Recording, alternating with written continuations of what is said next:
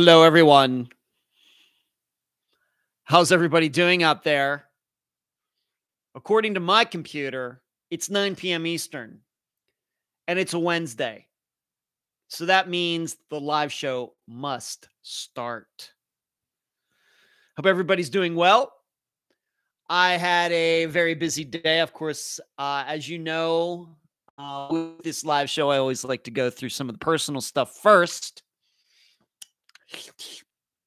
before I get into the missing persons info and news and items and this coming Friday's episode and all of that. You know, I like to get into all of, do some personal stuff first before we get into all of that. So, and I do have, quite a bit of personal things going on. Things that have happened since you saw me last week. It's only been a week. It was just a week ago. It seems like yesterday that I was doing last week. So the days go by so fast. But got a lot to talk about. If you are watching this live show, whether live right now in the present October 6th, please give this video a thumbs up as you are watching. And even if you are watching this 50 years from now, 100 years from now, and I am long gone, please give this video a thumbs up. I don't know if YouTube will be around. Then I don't know what's going to happen. But if YouTube is still around and this channel still exists 100 years from now, why not? Give it a thumbs up, even though all of us who are taking part in this show are long gone. Just think about it. So there you go. Now, who is in here? We're a couple minutes in. Let's just go through the list and see who is on time tonight. Hello, Karen and Fishing and Charlotte. Hello, CR. Spleen, Kathy. Jasmine, I'm going to answer your question, Jasmine. Good question from you for tonight. Suzanne, Linda. Kristen said she had trouble getting into the live chat tonight. I'm sorry to hear that, Kristen. I don't know what to tell you. Charlie Bravo. Cherie. Hello, Cherie. Screaming. Marlene from Canada. You know, we're Unfound is going to Canada this Friday, Marlene. Thought you should know. Laura, Kristen, you know Charlie Bravo. That is Cherie. Mark, Sharon, Cheryl. Wow, Cheryl, are you new? I think I would remember a Cheryl, Shirl. Very interesting, Cheryl. I like it. I like it. All right. So everybody's getting in. Once again, give this presentation a thumbs up. And once again, I can't give you specific instructions to do that because every device is a little different. Android, laptop, iPhone, iPad, whatever. Every one of them is a little different. So take the time to do that. Cheryl says that she is new. Well, Cheryl, welcome. Thank you for making some time for the live show. Wherever you are, greatly, deeply appreciated. And Coffee. Hello, Coffee. Spleen saying hi to all the watchers in the future in 2121 or Spleen maybe 2112 if you're a Rush fan. Yeah, thank you. You're welcome, Cheryl. And Mark, Mark, I think you might be new too. I do see a couple new names here. Mark C. Maybe you're new too. Hello, Mark. All right. Well, if you are new, Cheryl, Mark, maybe some other new people here tonight, I do like to start off with the personal things going on in my life. I try to be, I guess, as transparent as possible about other things outside of Unfound. Hello, Dana. First of all, disc golf this past weekend, not very good. Saturday played pretty average, and then Sunday I wasn't in the right frame of mind, and I'll get into that before long. But I was over there at Picnic Island. It was a beautiful day, both days. A little windy, but absolutely beautiful. And just did not perform to my expectations. And I mean, I guess I finished okay, 4th out of 8th. Probably the best I was going to do is 3rd out of 8th. But really, finishing there was not much of a challenge. So not the best performance for a multitude of reasons. Didn't have many yips, but like I said, just a bit off. The next tournament, although it's just one round, will not be till the 17th. So that's like a week and a half from now. Although I do plan to go out and throw some tomorrow, maybe Friday. And then on Sunday, I think instead of going over here to Taylor for the club, I may go down to Maximo down at the south end of the county, because that's where that one round tournament is going to be a week and a half from now. So thinking about that for Sunday. So that's really what's going on right now in disc golf. Me personally was watching some disc golf. The U.S. Championships are being played in Rock Hill, South Carolina, starting today. Watched some of that. You have to have a subscription to do that. And they are being played now through, I think, Saturday, so 4 days. And I always enjoy watching. These days, I would much rather watch disc golf than any other sport, as far as, competitive, professional sports, football, whatever else. You put professional disc golf on a video somewhere, I'm probably going to watch it. So that was on today as I was working on the outline for this live show and some other things I was doing. So that's nice. And it will be tomorrow, then Friday, then Saturday. And I hope to catch it all of those days. Mark says, not that new. Okay, Mark. Kristen says, is that your mom as your screen pick? What screen pick? What screen pick do you mean, Kristen? Alice, hello, good to see you, Alice. You're Kristen, you're talking to Cherie. I didn't know that. You're talking to Cherie. I was like, what are you talking about, Kristen? Okay. Go Astros. Kristen, God bless her. Okay. So that's what's going on in the disc golf part of my life. Now, also, since you saw me last week, I went to the dentist on Monday. I got a temporary crown put on my 13th tooth, which is on the upper top on the left. And the dentist said it was this close to becoming a much bigger problem. But he thinks he caught it in time. So I was in the chair for about an hour and a half. I did post a picture of me in the chair with the sunglasses on, because they make you wear sunglasses when you go to the dentist now. I mean, being that I haven't been to the dentist in like 11 years, who knew? They do it for health reasons or something. I don't know. So I took a selfie of me wearing those glasses, and the caption was, "Baby, I'm a star." And I was so worked up. I was so nervous about going to the dentist and getting numbed up over here. They put the swab in there, and then they hit it with the needles. And then you get in there and it's grinding everything. And I was so worked up. I was so nervous and everything else. And I just want to tell you, there was nothing to it. All that worrying and everything else for nothing. I appreciate the dentist. Just been going there a couple times now since I had the pain down here, which ended up being nothing.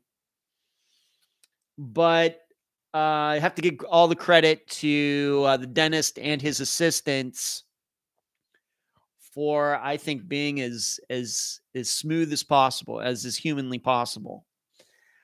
So I was there 9:30. I'm going to say to 11. And then probably by around 2 o'clock, the numbness wore off. No pain. Now, what I have gotten is I now have a night guard, like you put it in your mouth to keep me from grinding my teeth. I'd gotten it sized a couple weeks ago. It finally came in on Monday. They had to mess around with it at least a little bit to make sure it fit in my mouth and everything.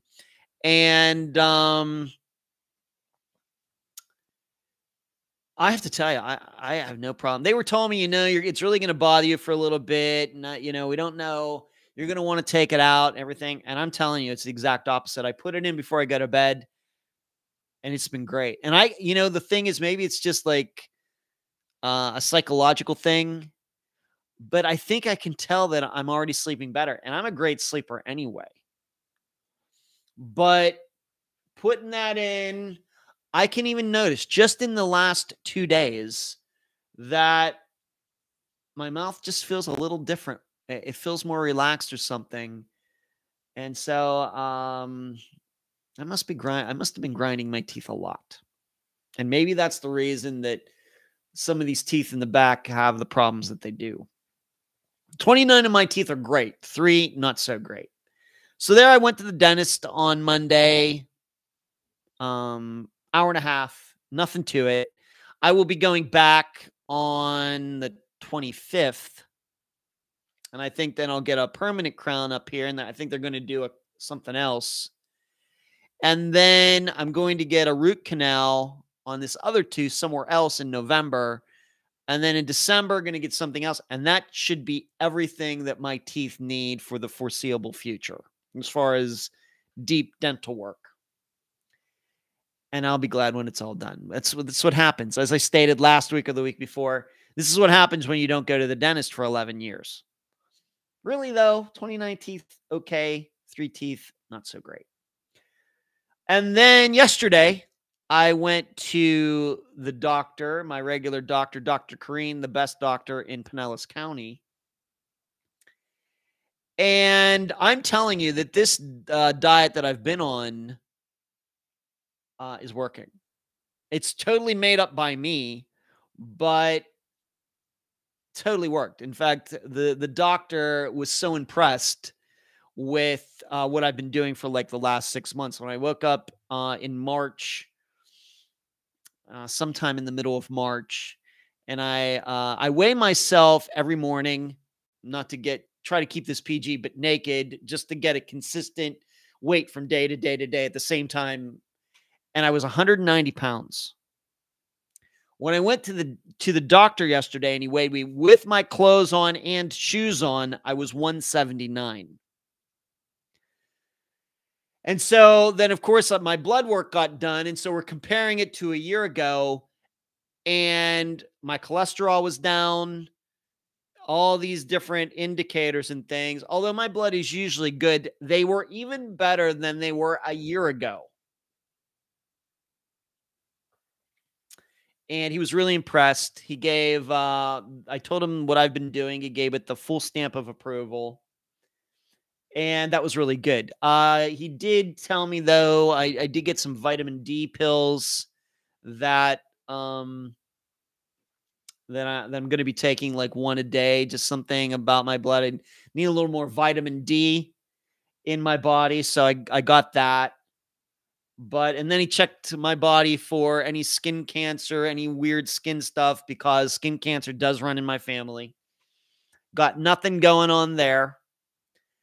So I think what he's saying is I'm actually in better shape this year than I was last year. And I really credit it all to this diet that I've been on. No sugar. Very, very, very few carbs. I started it out about 1,700 calories today, but I'm thinking I'm more like around 2,000 a day now. And it just has made all the difference. You can just, and he had it right on his computer. My stats from a year ago and my stats to now. I think when I showed up a year ago and weighed myself there, I think I was like 185. So I've lost 6 pounds since then. But like from there, I went up to like I said, 190, if not more. So it was all good. And I feel really good about it. And maybe I shouldn't be surprised. I feel fantastic. And then today I went and talked to my sports psychologist for an hour. We talked about this past weekend how things went well in some respects, did not go well in other respects. And I'm enjoying that. I'm going and talking to somebody about this and talking through some of the things that go through my head while I'm out there and trying to put myself, her trying to put me on the right track. And she has me keeping a journal for when I practice or when I play. I am really, really enjoying it. I should have done this a long time ago. So what are some of you saying here? Kathy says that she's a huge baseball fan. Yeah, I haven't watched baseball since the Pirates started stinking again, unfortunately. Hello, Marlene. What's going on, Marlene? Brittany, hello to you. Finally catching alive again. Well, Brittany, thank you for making time on this Wednesday night. Thank you. And Mark, see, 15, 20 a minute a day in direct sunlight, the best vitamin D. You know, the funny thing is, Mark, is that you're right. Absolutely true. I agree with you. And I have been out in the sun more over this summer than a while. I have been going out, been getting a little bit of a tan. It is relaxing, probably like an hour, maybe every other day or every third day, Mark. And of course, I disc golf. So, like this past weekend, I was out in the sun for like maybe 3 hours on Saturday, 4 hours on Sunday. You're totally right, Mark. The direct sunlight is the best vitamin D.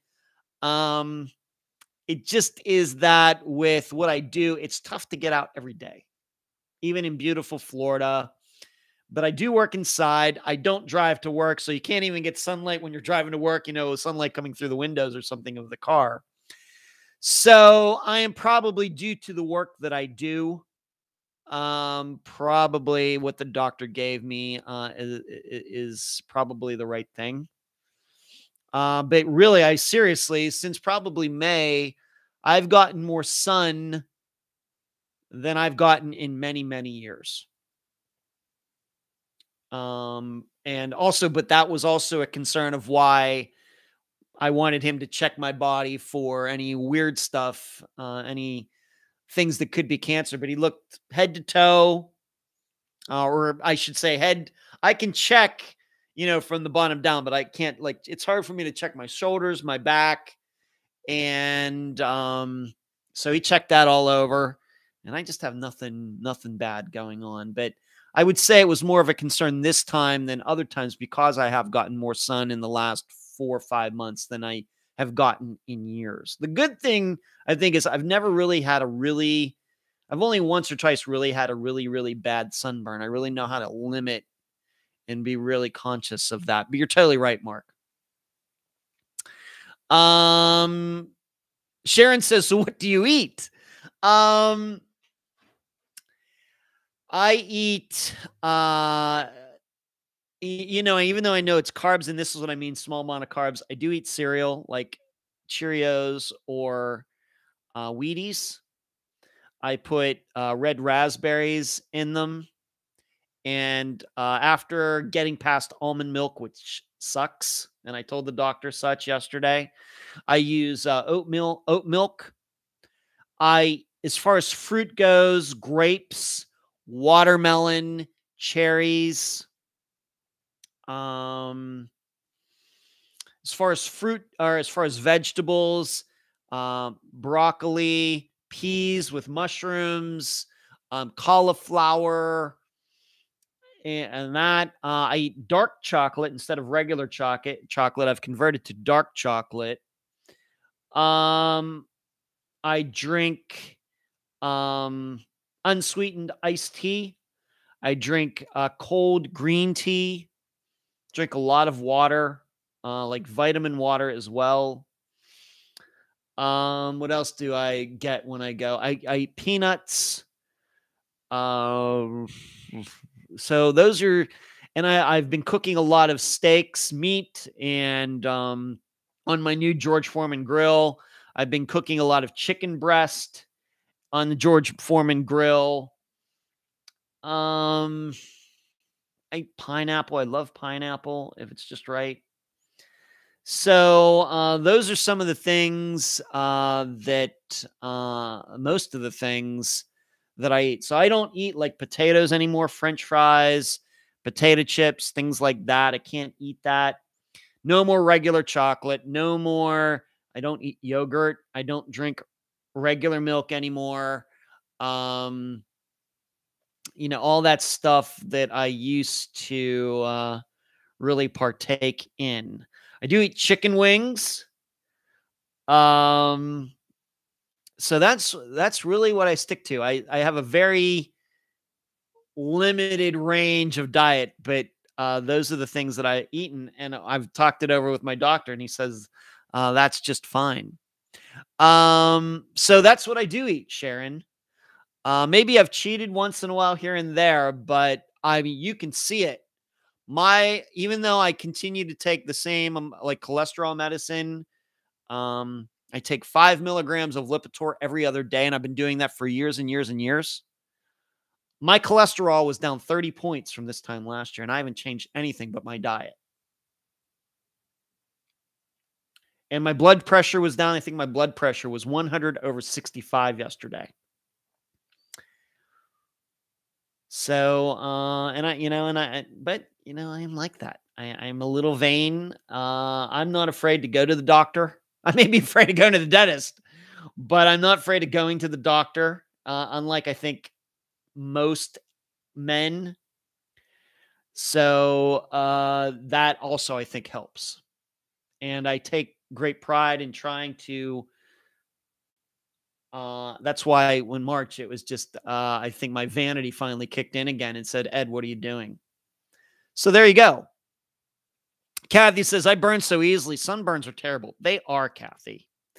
Screaming is reminding everybody, please hit the thumbs up as you are watching tonight. Marlene, thank you for showing up.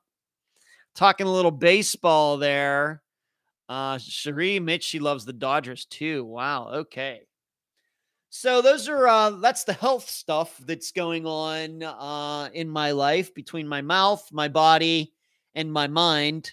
And really, you're wondering when you're going to the sports psychologist, is there anything else going on? Really, no.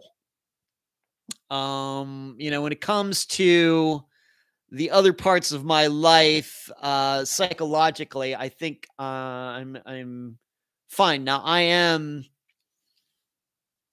I tend to be not the most patient person around. I can be very demanding. I can be very blunt, and those things. But that's, I don't know if those are necessarily issues that are problems in my life. The reason I'm going to this is for one particular reason, and that is that out on the disc golf course when I compete, sometimes I have concentration problems, and I have sometimes irrational fears kick into my mind that do not let me play to my ability. And that's very rare because that doesn't happen anywhere else in my life. Be going to do some speaking next week. I'm going to be a little nervous, but I know it's going to go fine. Whereas most people have public speaking, huge fear of public speaking. I do not. So we're working through those things. And like I said, I should have done this a long time ago. So moving on, two other things that are going on. My sister is going with me personally. My sister's going to be here for 2 weeks over in Orlando, I think starting Sunday. I'm going to try to go see her the end of next week. So maybe to 8th, 9th, 10th, maybe around the 14th, 15th, 16th, 17th, 16th, and then I play on the 17th, somewhere in there, something like that. I'll see if I can fit that in.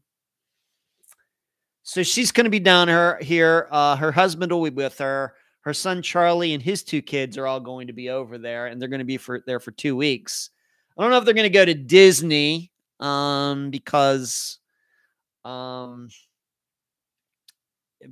the mask policy and everything they have going on there. And I don't know what they're going to do regarding that. But she'll be down there, and I will make an effort to try to go see them later next week. And then on top of everything else, this Saturday, I'm going to see Kiss. Kiss is playing here in Tampa on Saturday over at the Pavilion, which is across the I-4 from the Hard Rock Hotel and Casino once again, on the other side of Tampa, opposite where I am. You pass it. If you're driving from Tampa to Orlando, it's there on the north side of the freeway. There is an amphitheater concert venue there. And Kiss is going to be here on Saturday night. I'll be there. Brother Brian is going with me. Really looking forward to it. This will be my second time seeing them. I saw them back in about 2014. They were here with Def Leppard at the same venue. And it's outdoor, we'll see if it's going to rain or not, whatever. But, so I'm looking forward to that. So I went and saw Judas Priest a few weeks ago with my buddy Dana. And I don't know if you saw, but their guitarist had an aortic aneurysm on stage just a few shows after I saw them. And so they're not now touring. They had to stop. So the guy lived, thankfully, and I feel thankful that I got to see them before the tour had to be stopped, because that was a great show. And so I'm, of course, looking forward to Kiss as well. I don't know, after Kiss, I don't know what the next concert is that I'm going to see. Hello, Brett. What's up with you? Everybody, if you're wondering who Cranky99 is, that is the guest from this past Friday's episode, The Disappearance of Kevin Nguyen. Brett, thanks for tuning in tonight. Going to be talking about that episode here in a little bit, just looking back at it. So hang in for that, Brett. Coco. Hello, everyone. I usually sit in the background because I'm shy. I'm going to try to get more involved because I've been a fan of Unfound since the beginning. Well, yeah, it's okay to be shy, Coco. It's okay. But if you want to speak up, ask something, or do something, say something, comment, chat, that's fine too. Suzanne loves Kiss. Me too. In fact, I was wearing my Kiss shirt today when I went to the sports psychologist, and then I stopped at the grocery store, Publix, on the way home. And a woman who's working at the store saw my shirt, and she said, "I'm going to see them this week." And I said, "I am too." So that was kind of neat. Cranks. He used to collect Kiss cards in elementary school. Brett, I was not, as a kid growing up, I was not allowed to listen to Kiss or any of these bands or anything. No concert shirts, no going to see them in concert, nothing. I really could not have a free flow of music and what I wanted to listen to really until I went to college. It was.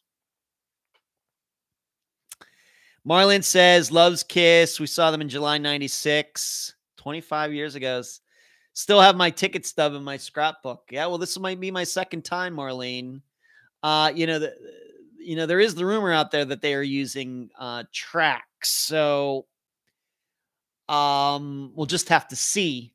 Are they really playing the songs, and is really Paul Stanley singing, or is it just recording?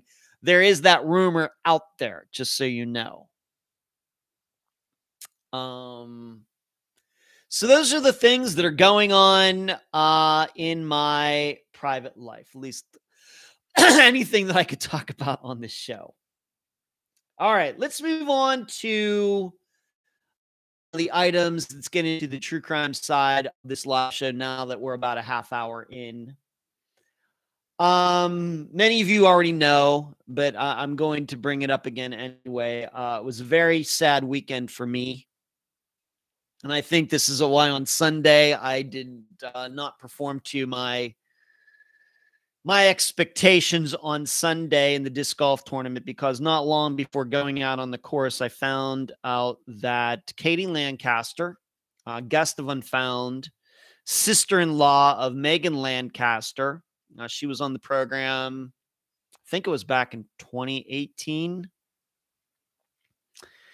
She died this weekend. And I found out, I think I can say who told me. Kelly Bruce, who was the guest for the Brian Schaefer episode, She knew Katie very well. Although Kelly does not live in Ohio anymore, she still keeps in contact with many people in the missing persons community there.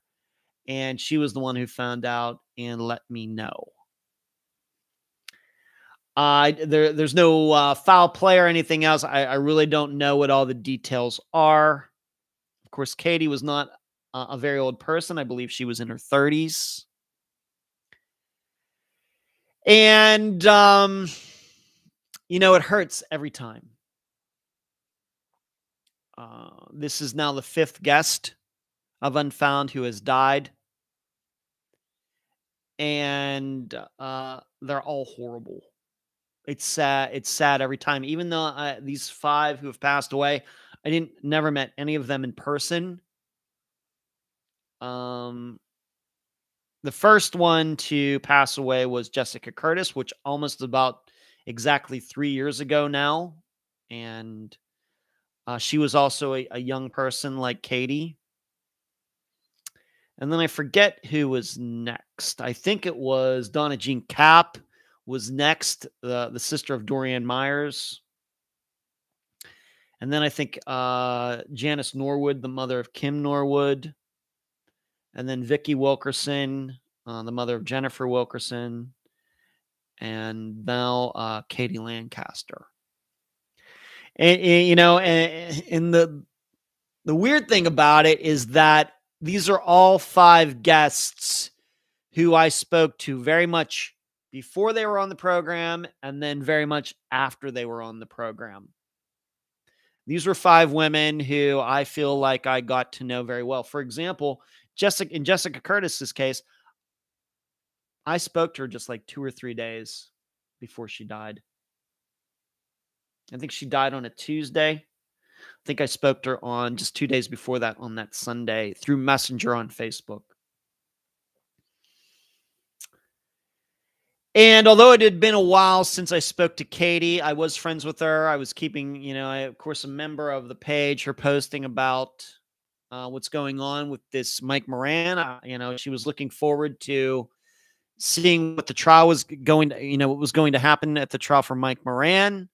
Katie was very convinced that Mike and others had something to do with Megan's disappearance. She was hoping some of that might come out in the trial. And now she's gone. So she has 5 children. And the other difficult part about this is that the father of these children is in jail. So Katie's husband is in jail right now, my understanding. Just bad. Just bad. And, I don't know. And this is what I mention when it comes to disappearances and the collateral damage that occurs when a disappearance happens and it's not solved very quickly. That, I don't know if I can say that about, Donna Jean, Brandy Meyers' sister. She had some health issues. Janice Norwood was not a young person. Vicki Wilkerson was not a young person. So I can't speak for those 3. But I am certainly convinced that if Tyler Stice does not go missing, that Jessica Curtis is still with us. And I'm also convinced that if Megan Lancaster had not gone missing, the Katie Lancaster would still be with us as well. And we're just talking about guests here. We're not even talking about, all of these other families whose members have been on the program. And then, somebody's in the family but wasn't the guest who also might have died or gotten into trouble just once again as collateral damage of a disappearance because it's not solved in a timely fashion. And I can't help but think that Katie is a victim of that. Once again, I don't know all the details, but I do get the feeling that that is the situation. It's safe to say, being that her husband was in jail, Katie had a lot on her plate. being the mother of 5. I don't know if that played a factor, but surely I believe the number one factor is all of the work that she had done trying to hold this all up, trying to make sure that people do not forget about Megan. Going after Mike Moran and all of these other people, the chief of police in Portsmouth, Ohio, and all of this, all that she did. She was a spokesperson for the family. And now she's gone. So, Sheree brings up a good example. Michelle Cole, she died, what was it, a month ago, 6 weeks ago. She was very close to Brandy Wells, who went missing in Texas. Although she was not the guest for that episode, Michelle was certainly somebody who was very much involved in trying to figure out what happened to Brandy. I don't know. Michelle died of cancer. I don't know if that could be directly connected to Brandy's disappearance, but I'm open to the idea that grief and stress and depression can make it more likely that you do get cancer and a lot of other diseases. I don't know how scientific that is, but I would not be surprised if that is proven. So just so much collateral damage in these disappearances. And, the tough thing I know is I intend on doing Unfound for a long time. And, it's just inevitable that another guest is going to die and then another one. And although some guests I don't know as well as others, I know that every time it happens, it's going to hurt. And it hurt on Sunday. It hurt. So now it's up to the rest of us to make sure that, somebody's going to have to take up the mantle for Megan's disappearance, because that person is now gone. The person who was doing that is now gone. Just stunned. When Kelly sent me that, just could not believe it. Just could not believe it. So,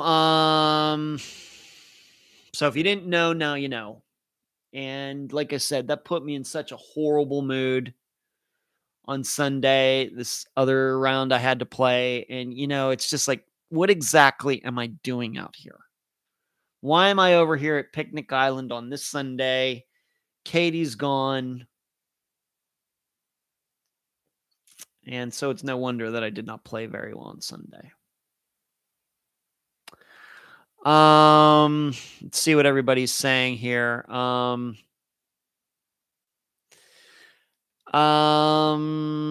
says she was never allowed to go to concerts and listen. Me neither, Alice. Right. Kristen says Beth from Kiss is one of my favorite songs. Spleen says, I'm sure the grief has taken a toll on them physically. Absolutely. Kathy, while Katie was young. Yeah, she was young, Kathy. Absolutely. Yeah. And it is sad. Kristen, thank you for your contribution there. You are very, very, I always say this, Kristen contributes quite a bit during the live show. Kristen, you're very generous.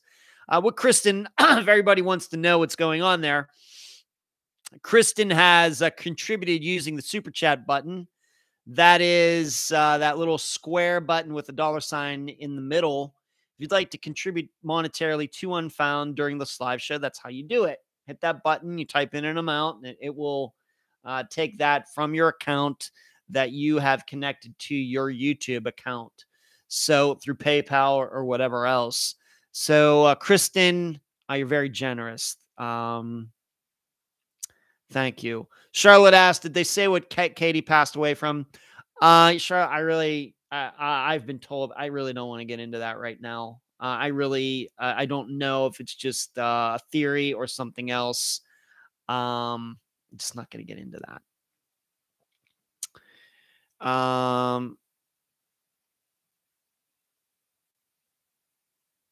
Don't worry about it. That's totally fine, Kristen. Don't worry about it. That's okay. That's don't feel bad about how the super chat came out there and the person, the little figure jumping around. Don't feel bad about that. It's totally fine. Kathy says, I miss Michelle so much. She passed away on August 15th. Yeah, about a month and a half ago. Shree says she does believe. Hello, Rachel. Good to see you. New Hope, good to see you as well. I think it's a direct correlation between stress, depression, and cancer. Sheree, yeah. Linda, can we send flowers from the Unfound family?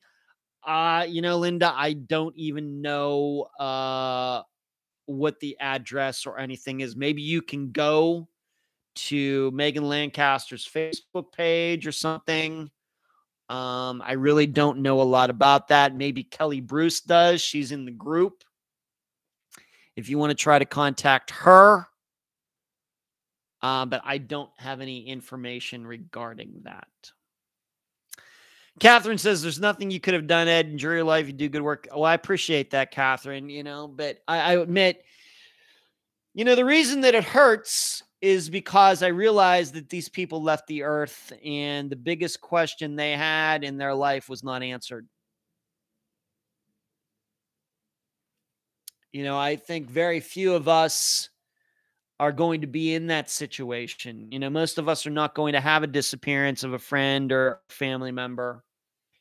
And so whenever that end of our life is or whatever happens, I don't know how many of us leave this life with these big question marks, things that never got answered in our lives. And frankly, my job is to try to help those people find answers. And here are 5 guests who didn't get those answers before they passed. And in fact, those 5 disappearances are still unsolved. Tyler Stice, Dorianne Myers, Kim Norwood, Jennifer Wilkerson, Megan Lancaster, they're still unsolved. So,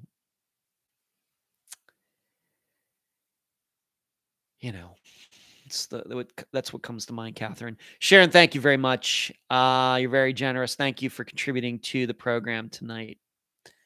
Yeah. Yes. You're right, Kristen. We can all do something in our own way. So once again, if you did not know, Katie Lancaster, the guest for the Megan Lancaster episode, like I said, I think that was from 2018. I always try to think about these disappearances. Was this before or after my mother died? It's kind of like a delineation for the last few years. And I think that was before my mother died in November 2018. So, and I'd talked to Katie so many times since then. And as some of you know, I even did a show with Dr. Telesco about Megan's disappearance this summer. And Katie was very thankful that we did that. So, just sad. Oh boy. So let's move on. Kevin Nguyen, that was the episode from this past Friday. As you know, all of you know who watch this live show or in the discussion group, after every episode, I post a poll in the group. And then we, of course, have the think tank, patreon.com/Unfound Podcast, where we have a very, very private discussion about the disappearance. But in the discussion group, the poll was, did foul play occur in Kevin Nguyen's disappearance? By just a few votes, it was decided in the discussion group that yes, foul play was what happened. Now, in the think tank, you should know this is once again how the think tank and the discussion group come to 2 totally different conclusions. The think tank, maybe there was like 1 or 2 people in the think tank who thought foul play occurred. But I think we had 9 or 10 people in the think tank on Sunday evening, and the rest of them all thought that it was not It was not foul play at all. Now, you should know on Friday evening, I did get to speak to Kevin's grandmother. I forget how long, maybe 20 minutes, half hour, something like that. And so I, at that point, I didn't have these stats, but I was just giving her some of my impressions. We had a very good conversation. Just trying to be helpful. And we got along very well. And hello, Carrie. There's Assistant Carrie. Good to see you, Carrie. And then I got to speak to Kevin's father on Monday night. I think he was on the road somewhere. It sounded like he was in a car, and he told me he was driving somewhere. Maybe that's his job or something. But he called me, and I talked to him once again, maybe 20 minutes. But he admitted that he was only into the episode about an hour. And so what I told him, and I did speak to him just about, once again, just some of my insights. But I told him we could probably have a much more complete conversation once he listens to the entire episode. And so I told him once he listens to it, he should let me know the entire thing, and then I will gladly talk to him for as long as he wants. But once again, like with Kevin's grandmother, just gave them some of my insights, the best I could at the time. So I thought that was very positive. And I know Brett's in here. They both had very nice things to say about Brett and on the job that he did in the interview. So Brett, you should feel very happy about that. So good job for you. Nicely done. The tough thing about Kevin's disappearance is that it's not so much just, we can't look at any disappearance in a vacuum. We can't look at it as if there's no other disappearances in the history of the world ever occurred. We can't do that. Not that we would look at every other disappearance that's ever occurred, but we have to look at that disappearance. What do we know about the person? What do we know about the circumstances? What was going on that night? And then look at maybe other disappearances that are similar. And that's kind of what I talked about, at least a little bit in the episode. And we have, a lot of, different disappearances, even in Unfound's catalog, that we can compare it to. TJ Murray probably is a very, very good one. That's unfortunately one that's still unsolved 9 years later. And I mentioned that in the episode. Likewise, we have to look at those disappearances where somebody called for a ride and then wasn't there when the ride showed up. And what's tough about those is that the ones that I mentioned, they're all kind of different. Different kinds of people, different circumstances, different areas, and everything else. And Kevin adding Kevin's disappearance to that list adds in even more variables. The big issue, though, is that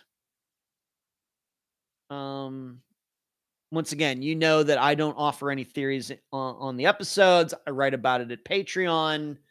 And I did. And I went through my, logic of looking at Kevin's disappearance and looking at those disappearances that we've covered where it was definitely foul play. It was proven to be foul play. For example, like Andrea Bowman's or Zoe Campus's, although I know those trials haven't happened yet. And then there's ones that we're pretty sure were foul play, like Robin Abrams. And then you start looking at those ones that are like 50-50.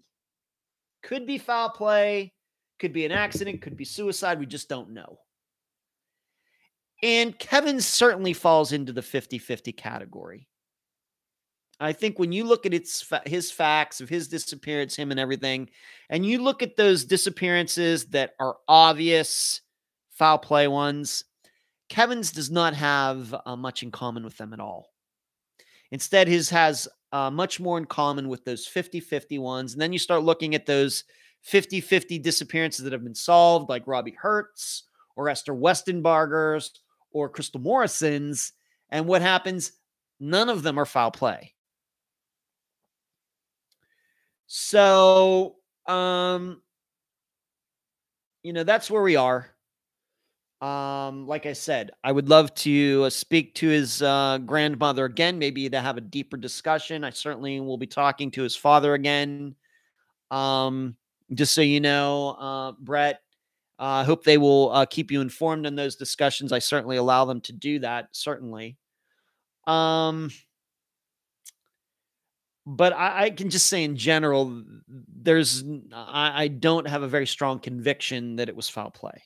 I'm not saying it didn't happen, but I think when you look at Kevin, the facts of Kevin's disappearance, and you compare it to others like his that were eventually solved, none of those were foul play. So that take it for what it's worth.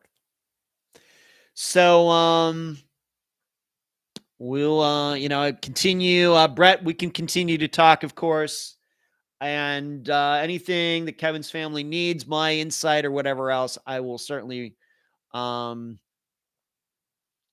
them the best advice I can.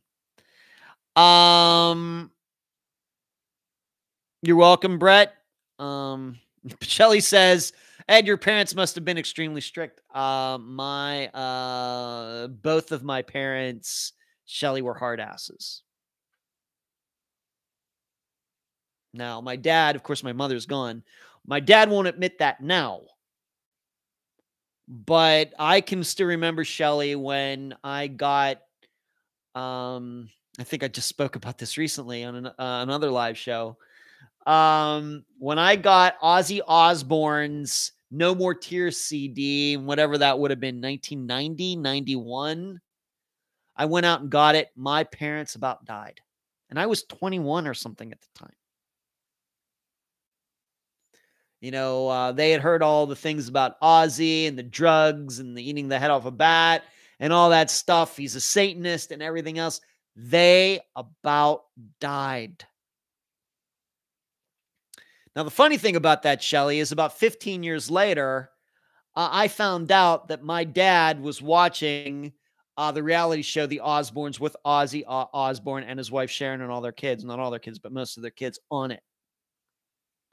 So in 1991, he's giving me a hard time about Ozzy Osbourne and listening to the music. 15 years later, he's watching the Osbournes reality show. How things change. So, they wanted me to stay away from the rock and roll, the heavy metal, and all that. And I have to admit, it probably is part of the reason that I am the way I am now. And it's one of the reasons that when I moved out of the house, I moved 2,300 miles away. Just being honest. And I think they knew that. Carrie says, Crystal Morrison taught us a lot. That case, Carrie, I think that's a great way to put it. Crystal Morrison, the revelations, that was a disappearance we covered very early on in Unfound's existence. And her remains being found opened my eyes as much as any solution to any disappearance that has been covered on Unfound so far. For sure. I think it's a great way to put it. Thank you, Carrie. Brett, will you possibly do a second part in Kevin's case with a family member? Probably not, Brett. That's not really what I do. We try to get it right the first time. I think we covered everything that we have to for now. Of course, if there are new revelations, if there are new facts that come up, I will surely talk about them on this live show. I will talk about them in the update episodes that I do every 4 months. And every once in a while, depending on the circumstances, we do revisit a disappearance. If there have been major things that have gone on since. But that would probably be well into the future. Now, of course, if Kevin's disappearance is solved tomorrow, whether he is alive or deceased, then certainly that's going to get a lot of attention. But really, I don't do part twos and things like that. If you were to listen to all of the episodes, Brett, what I would say is no episode has had more happen since Tom Brown's case was covered in the summer of 2018. And I've not done really, we revisited it this past summer, but I didn't have his mother on again, and I didn't interview anybody new or anything like that. So as much as has gone on with Tom Brown's disappearance this December 2018, being that I haven't done it with him, with his case, then I probably won't do it with any other. Catherine says, "Last, I love Ozzy, and my parents thought he was a Satanist." Yeah, mine too. Carrie, I was listening to devil music. Yeah, I know. Me, raised as a good Catholic boy, choir. I was an altar boy. I was the church organist and everything else. And then I'm buying Ozzy Osbourne's "No More Tears." No concert shirts, nothing.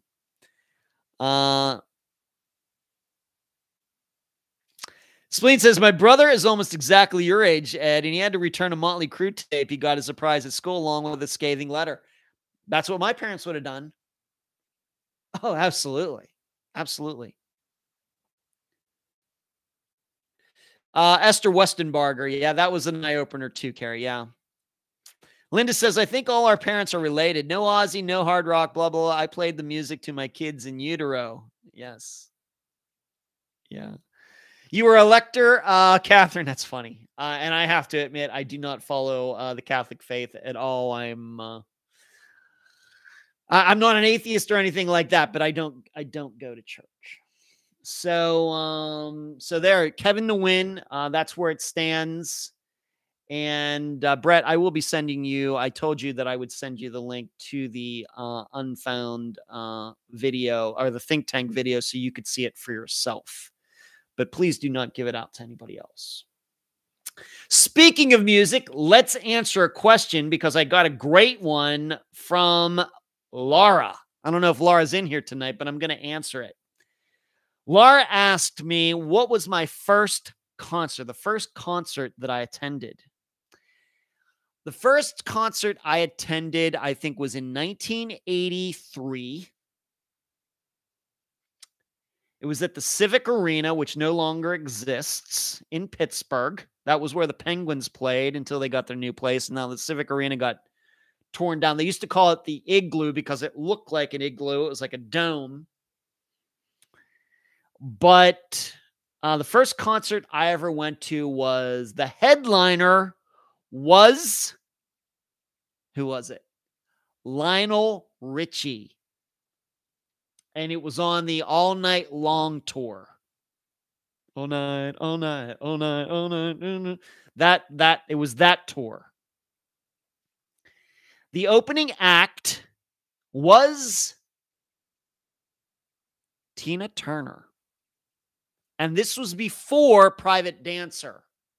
Private Dancer album came up the next year. So she was doing her older stuff before that. So, nothing, What's Love Got to Do It? That was not there at all. She was the opening act for Lionel Richie. And then the next year she blew up. And of course, she ended up being a headliner. I think she's been a headliner ever since.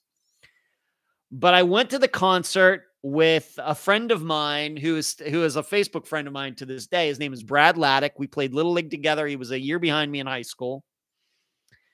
And his parents took us to the concert. So it was his parents, Brad, and myself. And we went to see Lionel Richie and Tina Turner. That was my first concert. I don't think that I went to another concert until the summer of 1989. And this just shows you how things change. I went to see Warrant was the headliner, and the opening act was Kingdom Come. And it was in the basement of the Syria Mosque in Pittsburgh. Once again, another building that's no longer there. So my first concert, Lionel Richie, opening act, Tina Turner, and then there was a space of like 6 years there. And between my senior year in high school and going to college, I went to see Warrant, and that was on,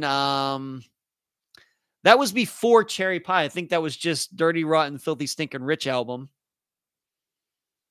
And Cherry Pie had not come out yet. and Kingdom Come opened for them. I remember I went there with my one of my best friends of all time to this day, Brad Carastory, and some other people. And like I said, it was a very nightclub type of setting.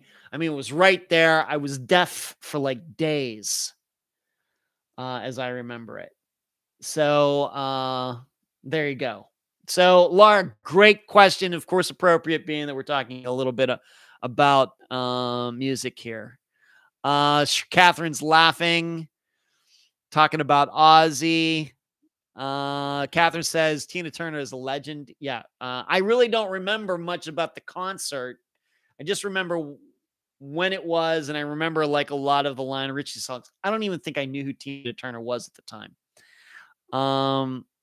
Carrie says, I certainly couldn't picture it. Well, if you'd have known me in 1983, it would have made all the sense in the world, Carrie. Thank you, Julie. Years ago, Lara's here. There you go. That was your question, Lara, I guess. There you go. Warrant was cool. Catherine, do you remember Kip Winger? I have a Winger shirt, Catherine. I have a Winger shirt. Kip Winger, he still got it. Dude can still sing. First, I've never seen Slayer. Not a fan of them. Not a fan of Testament. That's a good one, Brett. Yeah. Winger got made fun of because of Beavis and Butthead, but fantastic musicians. Fantastic. Kip, I don't know. You can go on YouTube and see Kip Winger singing, live just recently. Voice still spectacular. I mean, you look at him, you don't even realize it's Kip Winger. Of course, it's 30 years later, but Duke can still wail. So there you go. Gloria Estefan with my mom as a kid in the 1990s. You went to see Gloria Estefan. Did the rhythm get you, Laura? Because the rhythm is going to get you. The rhythm is going to get you. Yeah, Greg Kinband, Our Love's in Jeopardy. People, we see every time we bring up music on this live show, everybody just comes out of the woodwork. Everybody starts talking music. I love it. Big fan of the Greg Kinn Band, Marlene. They don't ride like that anymore. Most people don't even realize that's the Greg King Band. No, no, no, no, no, no, no, no, no, no, no, no, no, no. They don't ride like that anymore. That's the Greg King Band. And then the song that he's better known for, Our Love's in Jeopardy, baby. Ooh. Yeah.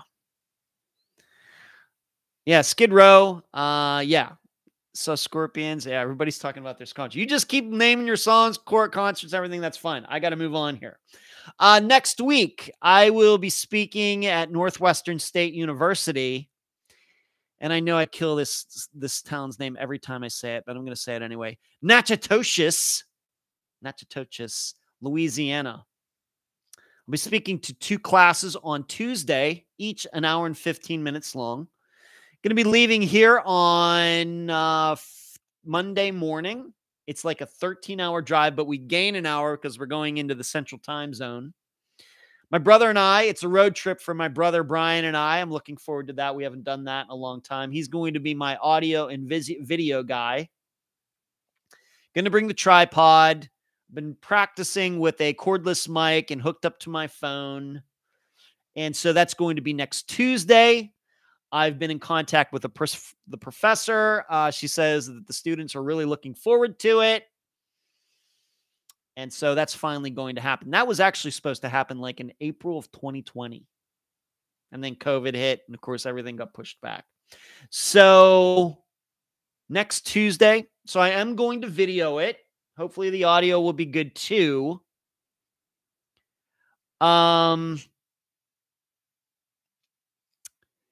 The thing is, I don't know if I'm going to make it available like on the, the entire thing on the YouTube channel. I'll probably dice it up and make it like a 10-minute highlights or something like that. I don't know what I'm going to do there, but I promise that there will at least be portions of that speaking engagement posted as long as the video and the audio come out fine. And I will work on that once I get back here and put something together and post it for all of you to see. but I would not expect that it's going to be the entire thing. So you can look forward to that. Maybe, well, I'm going to go see my sister. It just depends, but it will get done. So next Tuesday. So going to drive out there, get there Friday, Monday evening, sleep over, do those 2 presentations to the class, and then drive back. And luckily there's 2 of us. We can share the driving duties. We'll probably get back very, very early on Wednesday morning, maybe 2 or 3 in the morning. Unfortunately, coming back, we're going to lose an hour. So there's that. Being that last Friday was October 1st, you should have gotten your newsletter. If you are on the list, you should have gotten it. And if you're not on the list, please contact me at unfoundpodcast@gmail.com so that you can get on the list. And I will make the audio version of the newsletter available to everybody on the website, theunfoundpodcast.com, on Friday. I have to record that still. But if you like to get it early on the 1st of the month, get on the list. So there you go.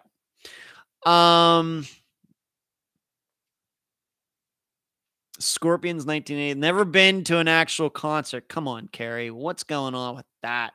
Simply Red, holding back the years. Central Park. Prince. Now, I wish I could have seen Prince in concert. That would have been fantastic. Led Zeppelin, Pink Floyd, laser show. I went to a Led Zeppelin laser show when I lived in the Pittsburgh area. That was fantastic, Carrie. Catherine says, do I want to be on TV? I think it'd be great, like on the ID channel. I would not say that I want to be on TV, Catherine. I would say that if there is a situation that works for me, that in a program that I think represents disappearances in the right way, truthfully, and everything else, then I would want to be part of that. Otherwise, I have no desire to be on TV or do anything else regarding that. I'm only interested in doing things one way, and that's the right way, which usually means my way. Because as the assistants know, although Carrie, Cherie, and all the other assistants, very helpful. I love their advice. In fact, Cherie and I just had an in-depth conversation about something that I can't talk about right now just a couple days ago. And I value all of my assistants' input so much. I cannot even begin to explain it. Okay, I mean that. In the end, though, I guess Unfound, though, is a dictatorship. So when it comes to something like that, Catherine, it would have to be something where the final product would have to be to my liking. I'm just not going to let, some TV producers who think they know things, control it. Because they really don't know anything. They know how to do TV shows. They don't know anything about disappearances. So I'm not going to be a part of something that is going to represent disappearances in the wrong way. So there's that. And my experience is that having talked to some TV producers in the past, they're not willing to give up their control, and I'm not willing to give up my control. So I don't know how we're ever going to get together on something, but you never know. Thank you, Suzanne. The rhythm got you. Glad to hear it. Jasmine says, yes, no concerts for me. I've never been to one. Oh, Jasmine, you got to go. I don't know what kind of music you're into, but I was not a big concert goer for a long time either. Living in Vegas, although a lot of acts and bands and things, groups come to Vegas, the ticket prices are outrageous in Vegas. Whereas I came here to Florida and I went and saw Kiss and Def Leppard for $50. That's a deal. I went to see Iron Maiden. It was a little bit more, but Doug and I had better seats for like $100. Went and saw Def Leppard, Styx, and Tesla, although Tesla didn't play because it was a lightning storm. Once again, I think it was $50. and they're high quality program, shows, high quality music and everything. So you got to go, Jasmine.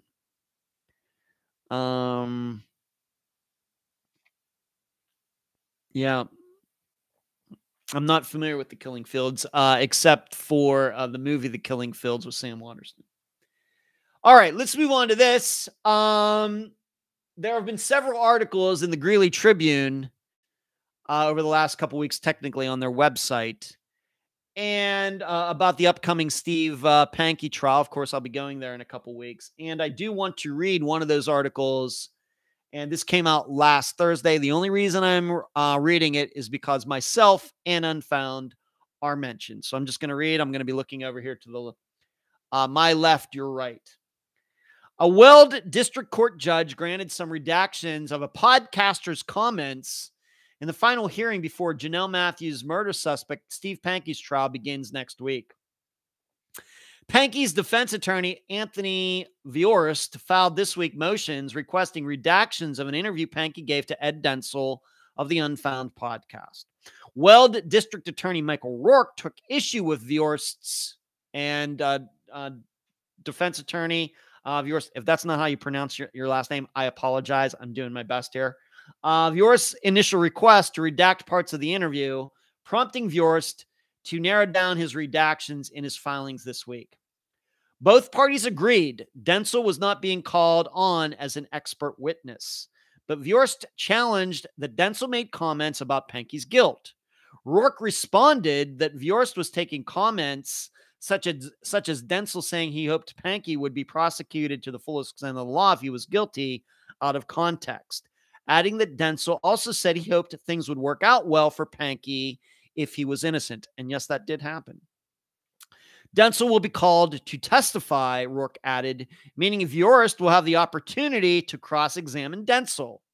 The interview was also arranged by Pankey. That's true. Pankey, Steve did contact me first, who worked on an outline. Technically, I was the one who worked on the outline, and Steve approved it and settled on an agreement before the interview, Rourke said. That is true. He asked that the motions be denied.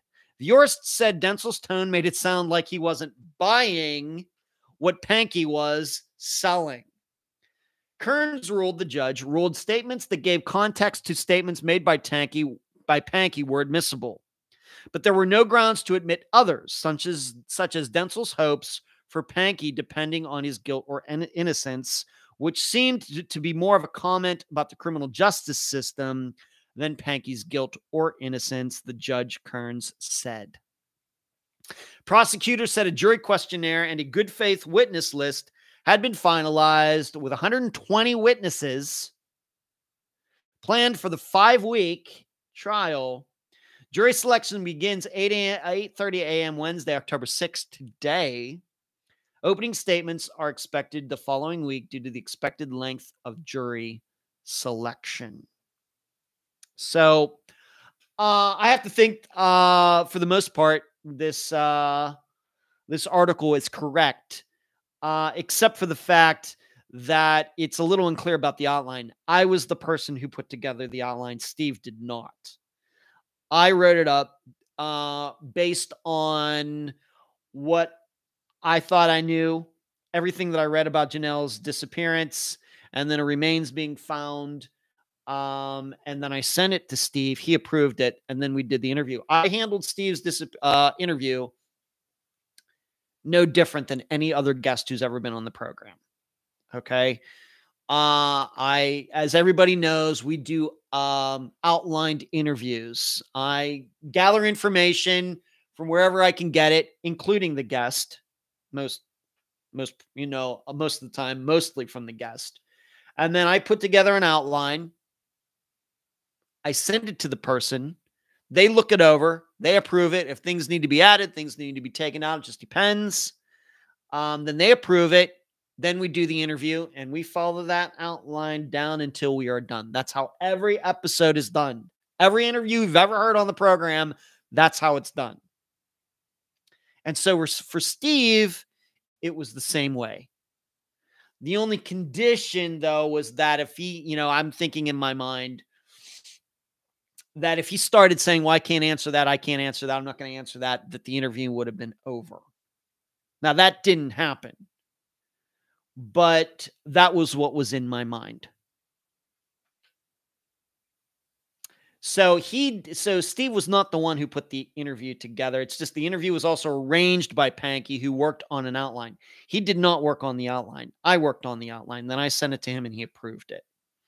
But I think everything else in that article, it sounds to be true. I did talk about the fullest extent of the law that came in toward the end of the interview. But I also said, I did say, that I think that I was very even-handed with that. So as far as me wasn't buying what Pankey was selling, I'm really not going to get into that at this point. So there you go. That was an article. There was also another article that came out yesterday or today, but Unfound and myself, neither were mentioned in that article. So that's happening in 2 weeks. 2 weeks from today, I will fly out and I am due seemingly to testify on either the 21st or the 22nd. So, and I really, once again, still cannot really get into the details of the conversation I had with the DA and others. However, was it like a month ago now? It seems like yesterday, but maybe it was a month ago.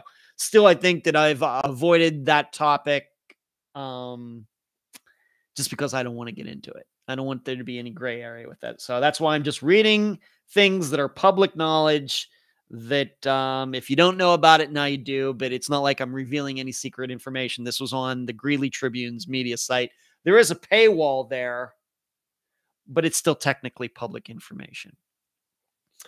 So I know I posted this like in the group. Maybe some of you have seen it already. Let's see.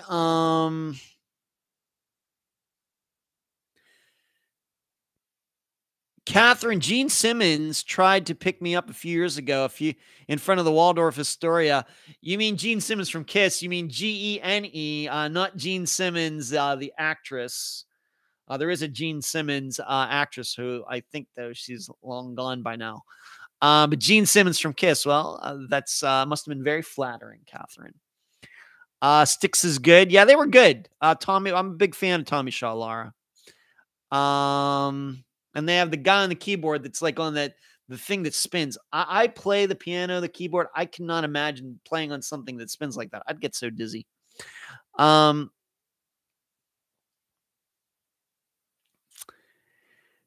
says, holy cow, that is going to be a long trial. Kind of expect him to take a plea. Well, if he was average Joe, he would anyway. 120 witnesses, 5 weeks. It's a big deal. And as far as that, any of you, some of you have asked me whether it's going to be on Court TV or whatever they're calling that channel now. I have no idea. I have my assistant Sheree keeping an eye on that. I really don't know. I don't. I really don't care either way. But I know, if it is going to be on TV, I know you all want to know about it. Catherine says, have you spoken to the police regarding Steve? What I can say, Catherine, is about a month ago, I had a phone call with this DA who's mentioned in this article, Michael Rourke, and there were police officers, investigators on the call. I do not remember their names. I know that I ended up emailing a bunch of stuff to one of the investigators, but off the top of my head, and I know it's in my Gmail, I forget his name. I don't know how many other people were on that phone call at the other end. I don't know. All I remember is maybe at least two voices that asked me different questions. So I guess the answer is yes, but I can't go into what we talked about.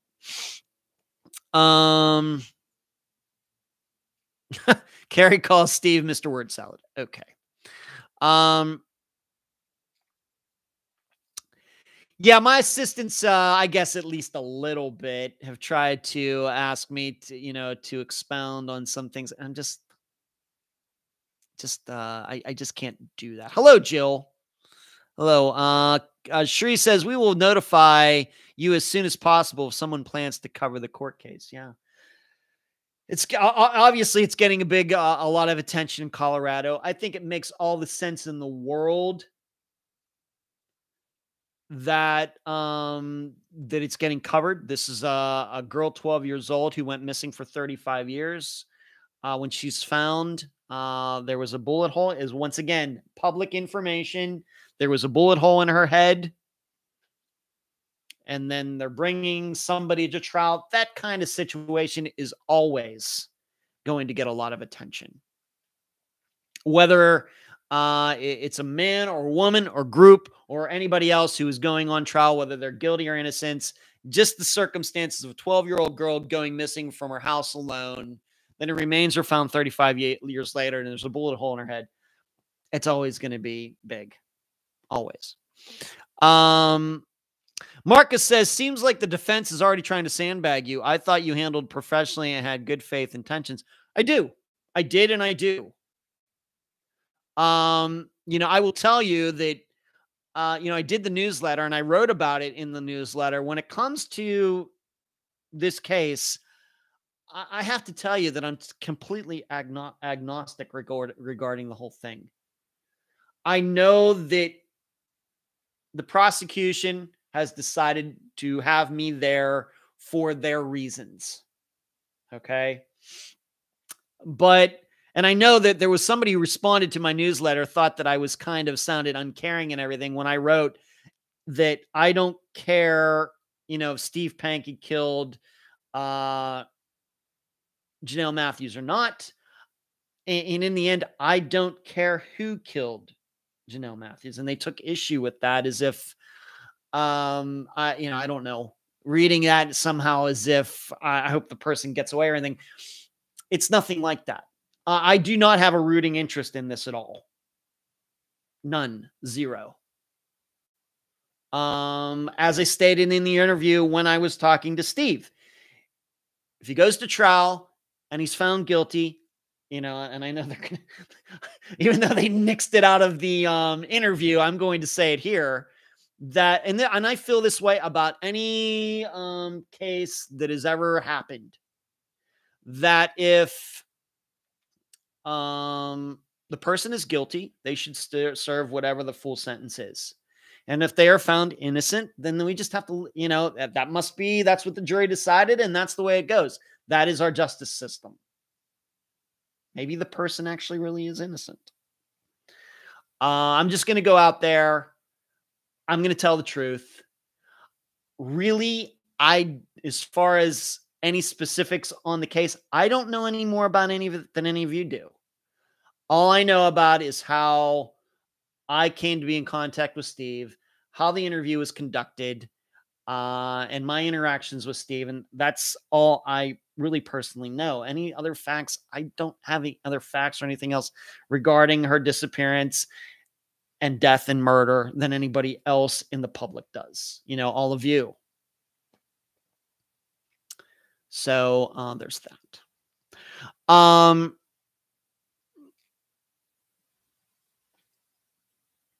Julie, do you think I have that on the agenda? I'll get to that in a second, Julie.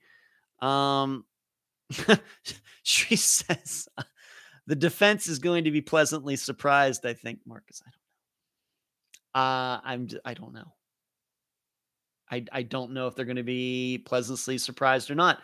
I'm going to tell the truth. Of course. Shri says, Colorado is really tough on media permissions right now, supposedly because of COVID. Barry Morphew, no coverage. Letitia Stock, no coverage. We will see. Yeah. The trial is in Greeley, Puma. Greelew. It's about an hour north of Denver. Yes, I do know judges. He is mentioned in this article, last name Kearns, Kerns. Yeah. Yep. Shri says, I think anyone that has known you for any length of time knows you are going to tell the whole truth. Yeah, I just don't know. I will put on the record, every interaction I had with Steve was good. The only time I ever spoke to him on the phone was the interview. That's the only time. But I can tell you that all of the emails exchanged we had before the interview and the few that we had afterwards, he sent me a bunch of stuff afterwards, all positive, all very professional. And in that way, I really, on dealing with him, I have not a bad word to say about him. I've gone on the record saying that he's strange, but I don't think I'm alone in that. He has a quirky personality, but he's certainly not the strangest person I've ever spoken to in the 5 years of doing the program. Certainly not. He's up there, but he's certainly not number one. He has a quirky personality, and that's not against the law.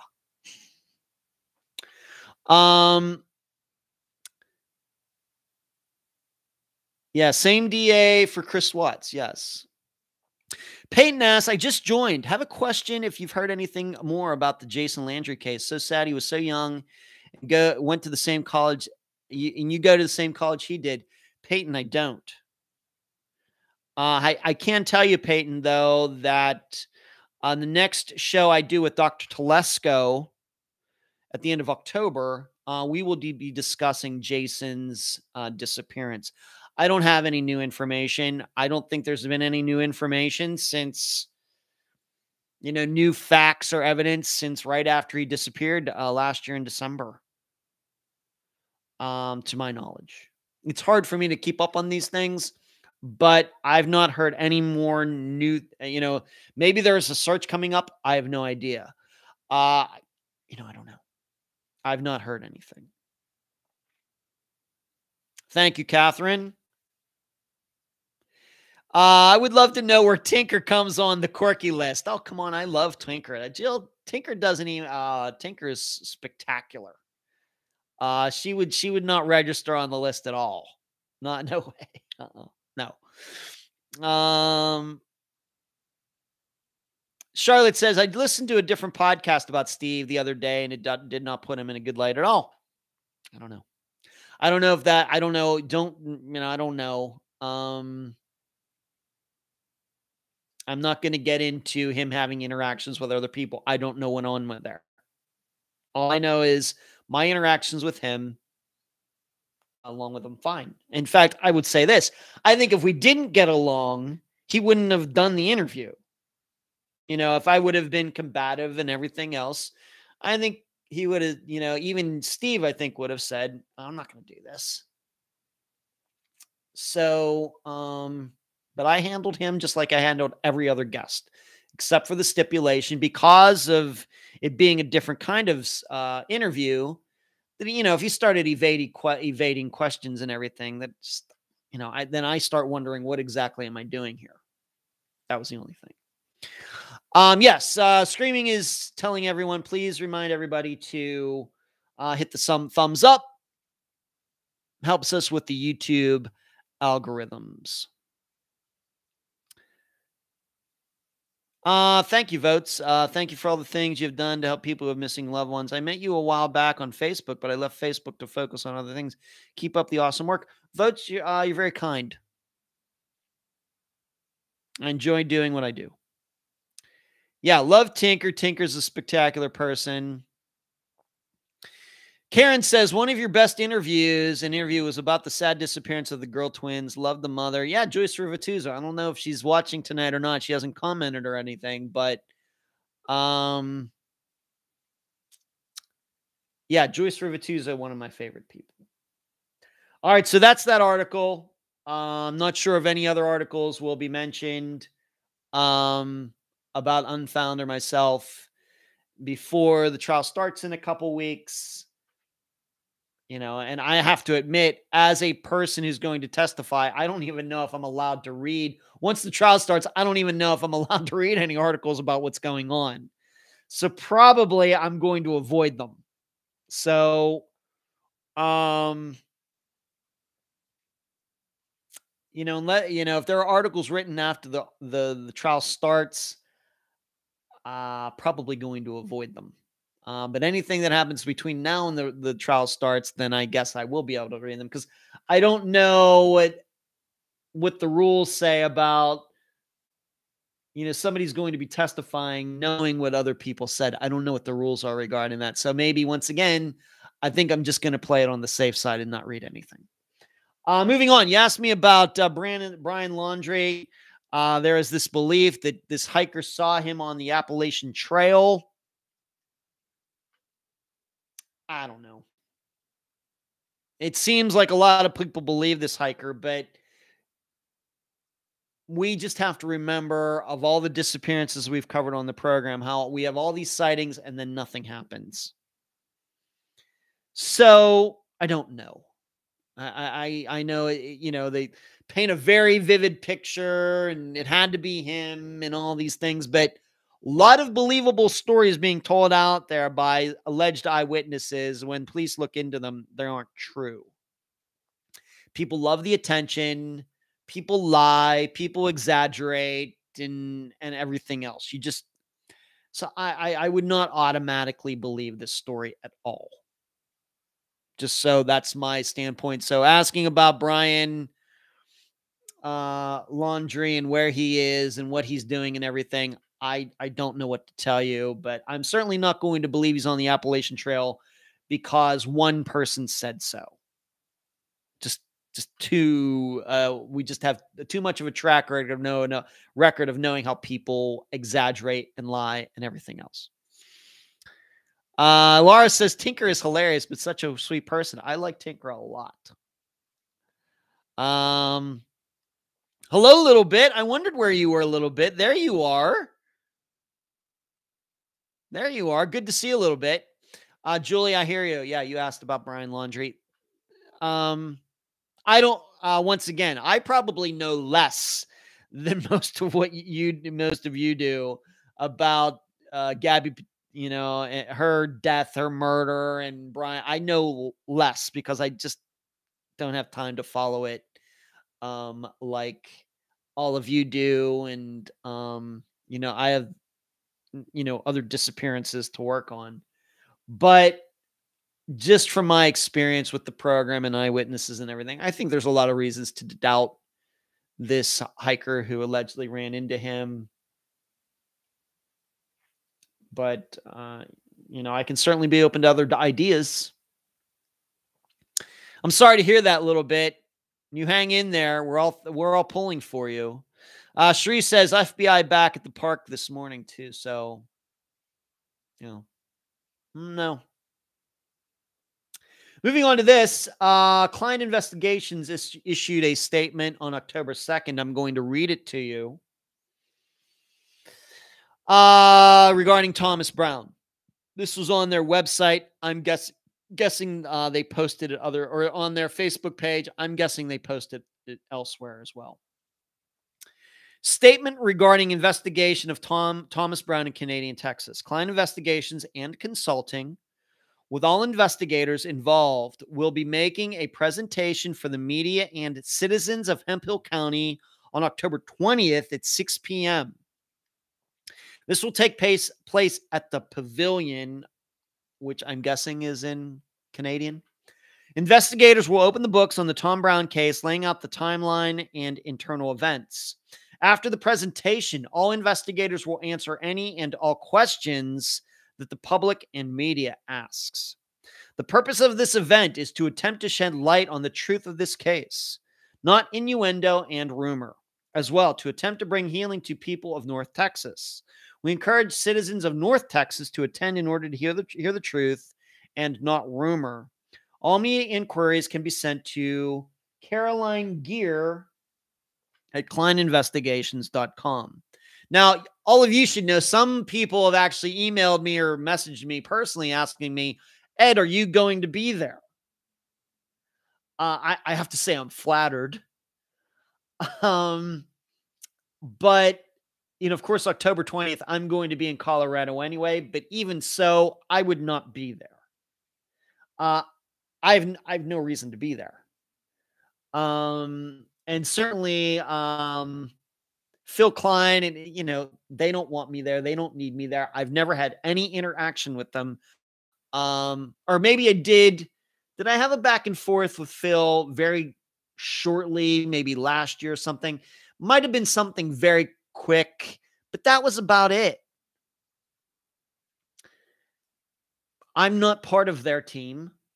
They're not part of my team. So I don't know what I would do if I were there. I suppose I could ask some questions or something, but that's not really what I do. But I'm flattered that some people thought I should be there. They were expecting me to be there because they see me as a person who has been an investigator into Thomas Brown's disappearance and death. Although I have to admit, I haven't done much work on it in a while. Once again, because I have 225 other disappearances that I'm responsible for. How is this going to go on October 20th? Hard for me to say.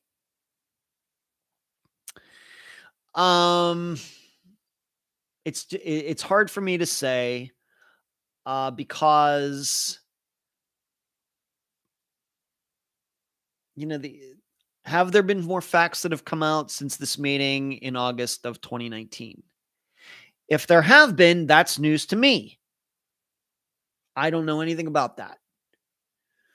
I continue to say, I have so much more experience now than I did during the summer of 2018 when I interviewed Penny and did, at that point, Unfound wasn't even 2 years old. I hadn't even covered not even 100 disappearances yet. Now we're up to 225. And I'm sure somewhere down the road when we get to 500, I'll think, man, back in 2021, I had only covered 225 disappearances. But I just don't know if there's any developments since August 2019. And if anybody has listened to that meeting that was unethically recorded by Nathan Lewis, the people who matter, the people who can actually arrest people, the people who can actually handcuff people, who can get warrants and subpoenas and everything, Phil Klein can certainly investigate. All right, he has a license to do so in Texas. And if Penny and other people want to pay him or whatever he's doing to look into this, he can do that. But the issue, he can't arrest anybody, though. The people who actually can charge people and arrest people and go into their houses and drag them out legally and everything, you can hear in that meeting, they think that Tom committed suicide. I'm not saying I believe that. I'm saying that the people who matter believe that. And they knew more than I do. So I just don't know where all this is going. We'll see how it goes. I won't be there. I don't know who's going to be there. Maybe somebody will go there and film it, live stream it or something like that. And, but it's 6 p.m. Central Time. I'll be in Mountain Time. That'll be 5 p.m. in Colorado. If somebody live streams it, I forget when my plane lands and when I'm supposed to get there. I forget. Maybe if somebody live streams it, I'll certainly watch it. And of course, that's a Wednesday. Maybe I'll do my live show from the hotel room in Greeley, Colorado. I guess I could do that. Really haven't thought that far ahead. I hope they do live stream it. I hope Klein live streams it for people who can't be there. Because there are a lot of people outside of North Texas who have taken interest in this. I just don't know. They say laying out the timeline and internal events. The tough part for me is that the way I understand it, and once again, I am not privy to any secret internal memos or anything else. Klein started working on this in December of 2016. So we're coming up on 5 years. And to my knowledge, I don't think he's narrowed it down to one theory. I think he's actually said on the record that we're looking at a couple different possibilities. 4.5 years in. Okay. So I don't know.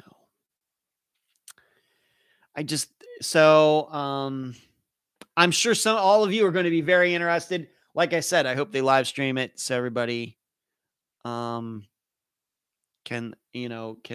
take part and listen and everything else. Let's go back here. I've been ranting here for a bit. Sheree says 2 things are facts. Brian could be anywhere. Brian Laundrie could be anywhere. FBI will find him. Marcus says, I don't think Brian Laundrie is with us anymore. Linda says, I find it interesting he flew home right after the fight with Gabby for 6 days. Sheree says, sounds like a money-making event for Klein Investigations. Karen says, it's sad we don't know who took Tom's life and the motive. Well, there's no proof that anybody took Tom's life. I'm not saying it didn't happen. And, No Phil tried to put me in my place in the discussion group. I remember that now, Sheree. Nobody puts Sheree in the corner. Sheree, I said, sadly, Phil did not know what my place was. Catherine says, my favorite episodes are MH370 and Ben Padilla Genius. You like the airplane episodes, Catherine. That's interesting. Thank you. Brian could be in Mexico. Thomas Brown's case is so sad. They're all sad. Yes. Shelly says, I love Tesla. I don't know many people who are into them. I will tell you, Shelly, that my best friends, Brad and Doug Carastory, and they have a brother, Todd. I'm not sure about Todd's musical taste, although he's a great guy. I know him very, very well. Also a very close friend. But my best friends, Doug and Todd, who are brothers, are huge Tesla fans. As Tom Brown's case is concerned, we need to find out what someone actually knows, no rumors and conjecture. Well, I guess that's what they're going to try to do. The camera rumor case was one of my favorites, technically speaking, emotionally, Amanda Fravel. Yeah. Yes. Thumbs up. Thank you, Screaming. Marcus says this program has helped to cut through some of the BS regarding Tom's case. I guess, Marcus, it's kind of funny. I think on one hand, in covering Tom's case, we drew attention to it. And I think because of it, I think the rumor mill started spinning even faster than it already was. And then on the other hand, I think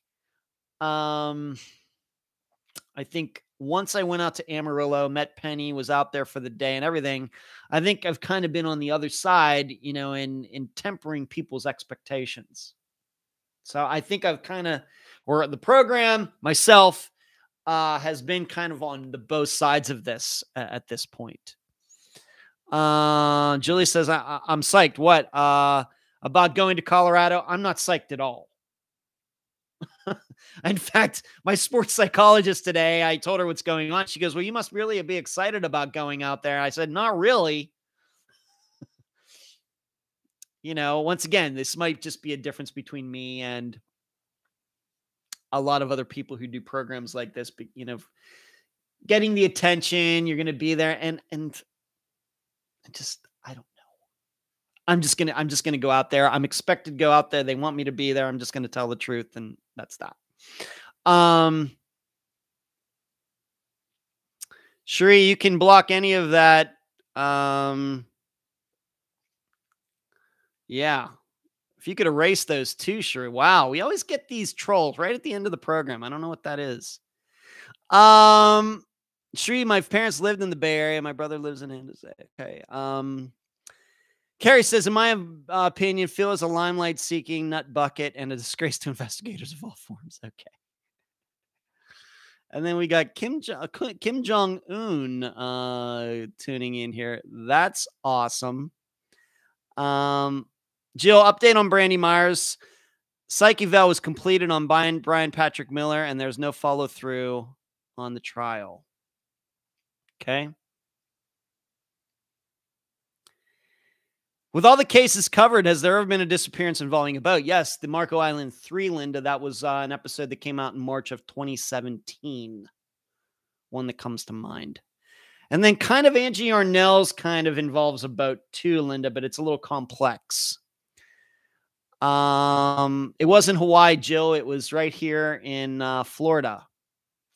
Charlotte says, I would be so nervous going to trial. Yeah, I'm probably going to be nervous. I probably. Thank you for taking care of that, Cherie.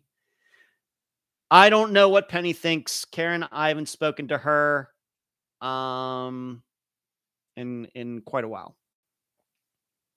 I don't know.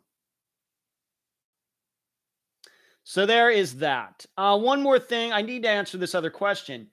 Jasmine, if you're still in here, what is your favorite sauce from your hot ones? Any recommendations? Some of you know that I like watching this program called Hot Ones on YouTube. And it's where they have celebrities on and they eat chicken wings and the sauces get progressively hotter and hotter and hotter. Jeff Goldblum has been on there. Matt Damon was recently on there. And the show is millions of views. And so I ended up ordering the sauces that they have on that show. And there's like 10 of them. And they progressively go from very mild to like killer hot. And so Jasmine's asking me, because she knew this, what is the favorite sauce? Well, I got the sauces. I'm going to talk a little bit about them. Hold on.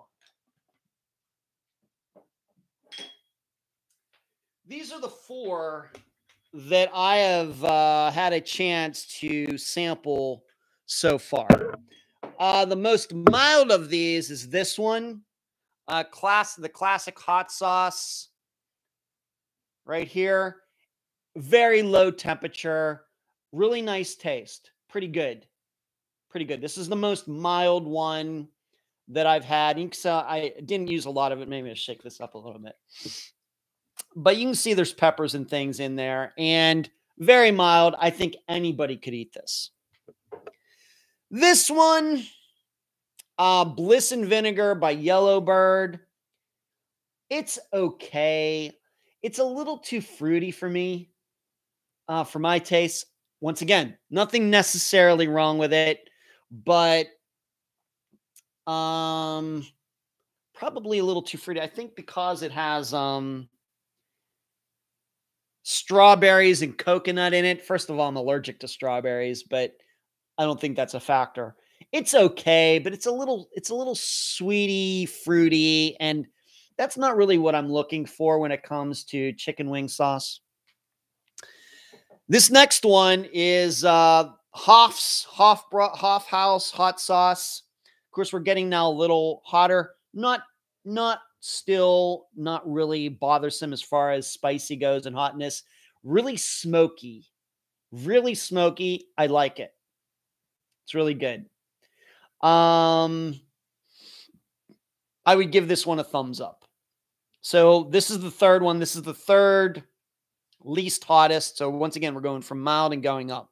But this one's really good. Really, like I said, smoky, kind of what I'm looking for when I'm thinking about good kinds of sauce to put on wings. And then the one I just got to try, this is now 4th, is this Luz Caliente and hot sauce. And so it's green, it's not red like these other ones. You can see that. And I would say that it's very much like, although it doesn't taste the same, but it's kind of like the green Tabasco sauce. Usually people think Tabasco sauce, they think of the red or orangish kind, but they also have a green kind that's a little hotter.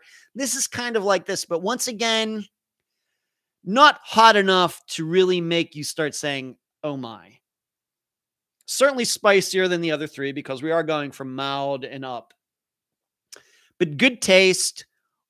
I don't know what the Scoville units are on these or anything, but I would also give this one a thumbs up. But once again, I really have not gotten into those ones that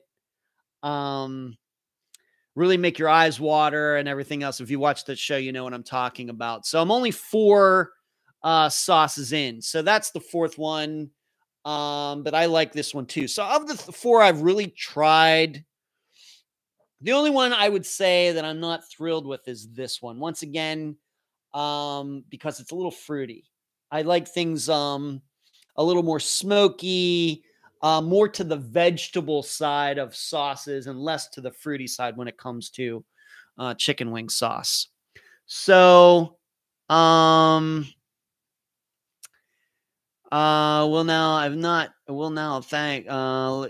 you like hot sauce, try the end. 1 drop for a pot of chili. It must be hot.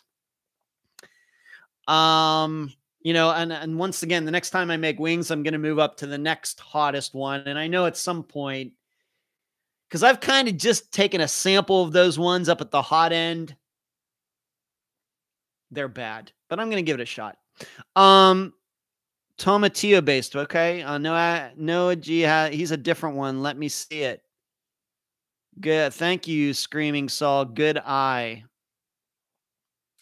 I don't know what that meant, but okay. Do you like Chipotle hot sauce? I love going to Chipotle. Really can't eat much of it these days because of my diet, but its hot sauce is pretty hot. But it's okay. I can stand it. Charlotte says my dad loved hot sauce and ate it on just about anything. Jasmine says I will have to order me a set. Jasmine, just so you know, not cheap. Just heatonist.com, heatonist.com, I think is what it is. Not cheap, but I thought I was going to do it because I'm a huge fan of the program. Julie says strawberry in a sauce. Yes, that's true. Yeah, Tomatillo. Larry Cousins. Klein's presentation will lay off on Castleton and Jones with a Lewis Gregory cover-up. Katie and Smith are living and have cut off all communication with Klein. There's Larry coming in. Thank you, Larry. The end is about 6 million Scoville units. Yeah, that sounds painful. Yeah. Okay. One more thing before I move on to this Friday's disappearance. Did you see this news about the Zodiac Killer? Allegedly, this group calling themselves the Case Breakers have determined that this guy, Gary Francis Poste, Poste, was actually the Zodiac Killer. It was in the news today. I'm not a big serial killer guy, but I love the movie Zodiac with Robert Downey Jr. and Jake Gyllenhaal and Mark Ruffalo. I think that's a fantastic movie. I'm a huge David Fincher, the guy that directed that. David Fincher. I'm a huge David Fincher fan. It's a fantastic movie.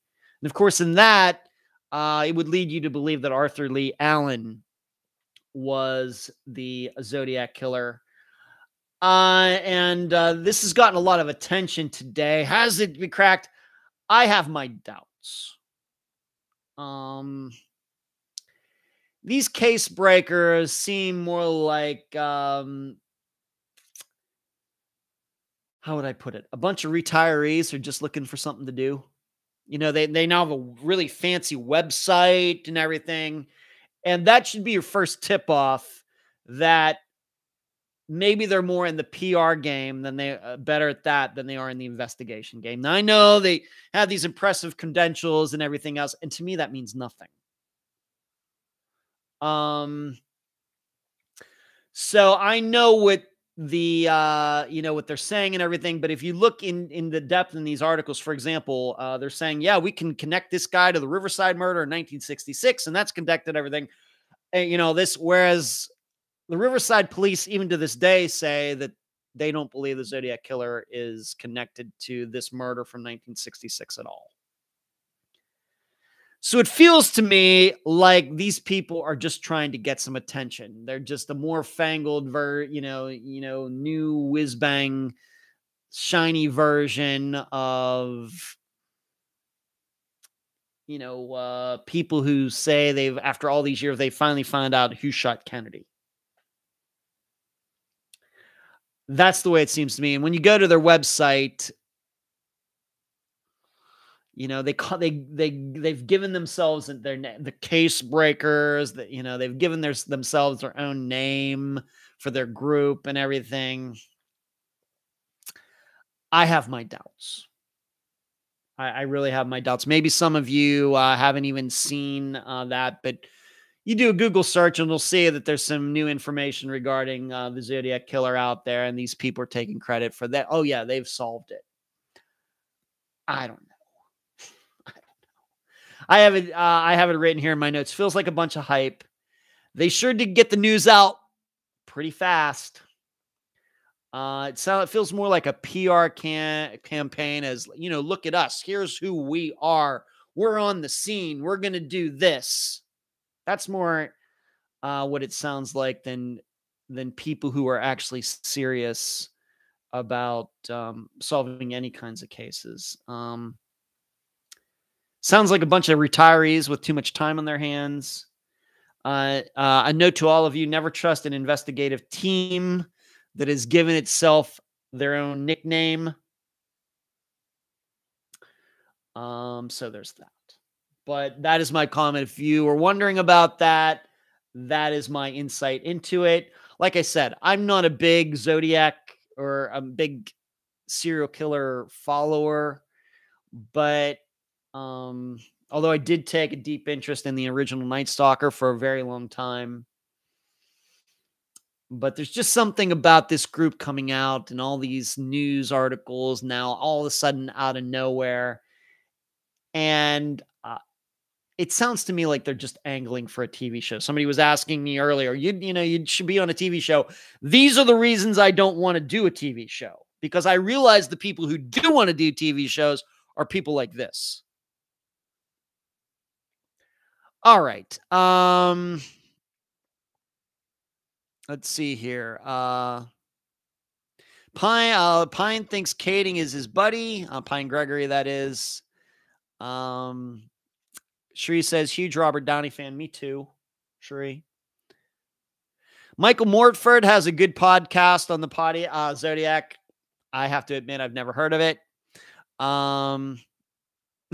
Larry says, I think Pine thinks a lot of things. Richard says, I really enjoy a good serial killer story. Well, Richard, you should check these articles out and see what you think for yourself. If you take a deep interest in them, maybe you'll come to some different conclusion when reading these articles about the case breakers.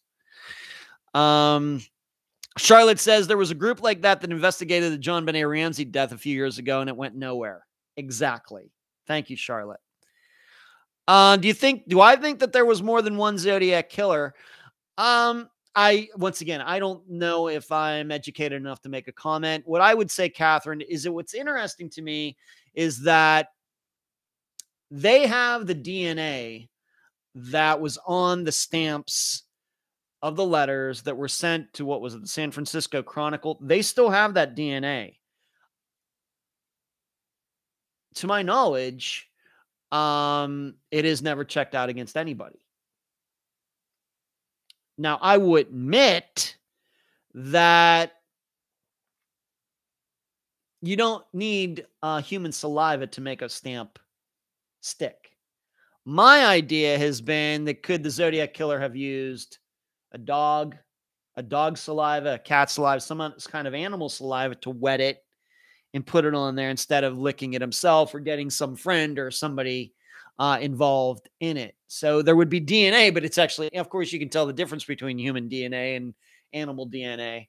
So that's something that has come to my mind. Why is it that, this was well before they ever believed that DNA could track down killers or crime or criminals of any type. So surely whoever the Zodiac Killer was could not have known that in 1970. But still, the saliva that's on these envelopes and everything seemingly hasn't led anywhere, at least as far as the public knows.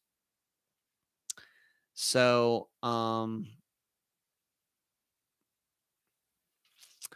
Christine, I'm sorry I couldn't comment. I don't know what to think about that. Sorry. Hello, Valerie. Well, we're going to be shutting down the show here in a couple minutes, Valerie, but thank you for getting in late. I suppose you can go back and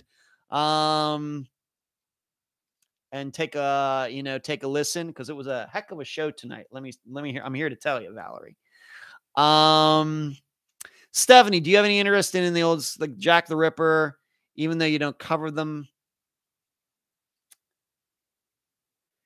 I will admit, Stephanie, that Amelia Earhart is interesting to me.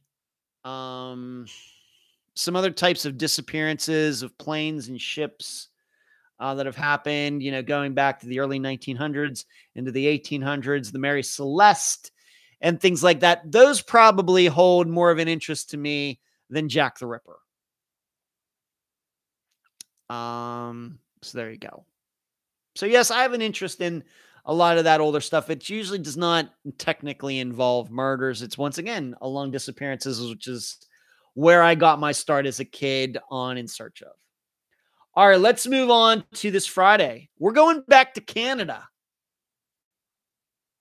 We're going up to the Great White North of Canada for the disappearance of Ashley Simpson. No, not that Ashley Simpson. This is Ashley Simpson, Ashley Simpson.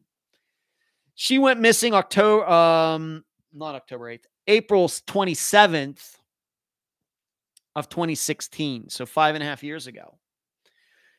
She disappeared from a place called Salmon Arm, British Columbia. How Canadian is that name? Salmon Arm, which is British Columbia, which is way on the western side of Canada. And the guest will be her mother, Cindy Simpson. And the name of the episode is called In a Distant Place. And like a lot of titles that I use, it has kind of a double meaning. On one hand, where she disappeared from is in a distant place. You get more than an hour or two into Canada from the American border. I don't know if you know this, but 90% of the Canadian population lives within an hour of the U.S. border. So you get more than an hour in, you start getting pretty desolate up there. But that's where she went missing from, Salmon Arm, British Columbia, Canada. So that's one of the reasons that's the name. The other reason, though, is you're going to hear about a piece of evidence. She went missing seemingly from Salmon Arm, but a key piece of evidence that surely can be connected to her disappearance, whether you believe it was foul play or something else, was found 18 hours away. I'm not going to tell you what that is, but yet. And so it'll be very interesting to me to hear about some of you trying to put together your theory as to what happened and trying to incorporate this piece of evidence into that theory and make it all work. Because I know that I'm going to have a hard time doing that and writing about that for the Patreon blog this weekend. But it is a fact. So it's nice to be going back to Canada. We have not been there in a while. I think it's been a couple years. Like maybe since Immaculate Basil, maybe. So Ashley Simpson, April 27th, 2021. This is in a category. It would be a man said category where this guy she was with said that she just walked off with her suitcase and never came back. That's his story. Salmon Arm, so that's two words like the fish salmon, SALMON space arm, ARM, British Columbia. The guest is her mother, Cindy. The name of the title of the episode will be In a Distant Place, and I will be doing a YouTube video to explain some of the locations for this disappearance, including where this key piece of evidence was found. So, Valerie, it's your birthday today. Your son's birthday, 15. Oh, Valerie, I'm great. Thanks you for telling us. Richard says, Ed, you do a great interview with these folks. You sometimes sound like a detective. Richard, you're very kind. All I can say about that is, I've had a chance to do, even though it's been, it's like 260 episodes, 225 disappearances, but I've done probably almost 300 interviews. I would hope at some point I would get good at them. So I appreciate that. Thank you. Catherine, is she native? Is she indigenous people of Canada? She is not. She is not, Catherine. But so that's this Friday's episode. I will tell you already that next Friday will be a replaying of the interview that I did with Steve Pankey. And the week after that, I have no idea. That's when I'll be in Colorado. I don't know what that episode. All I know is I'm not going to have any time to put together and do interviews and put an interview, regular episodes together, because these next couple weeks, going to Louisiana, going to Colorado, there's just not going to be enough time. So I'll figure something out. But surely next Friday, I will be replaying the entire interview I did with Steve Pankey 2 years ago, because, of course, the trial started. And I'm not going to, if you're looking for me to offer like a new commentary, I'll probably do it a little bit. But once again, I just have to watch myself. So that's all I got for tonight. Talked about disc golf, of course. Talked about my health, dentist, doctor, sports psychologist. My sister Diane coming down for 2 weeks to Orlando, going to see Kiss this weekend. The unfortunate death of Katie Lancaster. It hurts. Kevin Nguyen poll, speaking engagement next week, newsletter, Steve Pankey article, Brian Laundrie, Thomas Brown, Klein investigation, going to have this get together on October 20th. The Zodiac Killer news. Took some questions from Jasmine and Laura. We talked about some great music. I love that. And we finished up with this Friday's episode, the disappearance of Ashley Simpson. That's all I got. Give this video a thumbs up. Cherie, thank you for moderating tonight. I cannot thank you enough. Keep your head on a swivel. And thank you, Catherine. Yes, have a great week. Thank you, Jasmine. Thank you. I love doing these shows. I don't know why other podcasters don't do their own live shows like this. I have no idea, but I love it. I love talking to all of you. Thank you for the support. Kristen and Sharon, thank you for the super chat contributions tonight. I'm done. Good night.